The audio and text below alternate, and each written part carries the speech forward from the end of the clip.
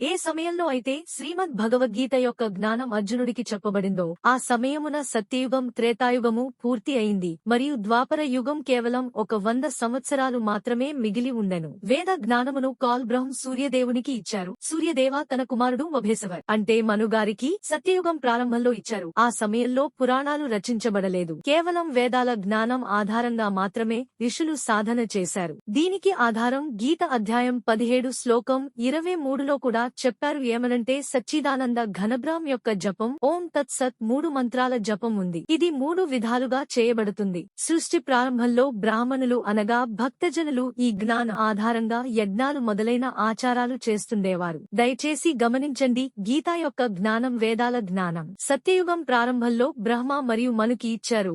దానిని 3879000 సంవత్సరాల తర్వాత చెప్పారు. అది సుమారుగా 1,00,000 సంవత్సరాల వరకు యథార్థ రూపంలో అలాగే ఉండింది. ఆ తర్వాత మనసుకు నచ్చిన ఆచరణ ప్రారంభం అయిపోయింది.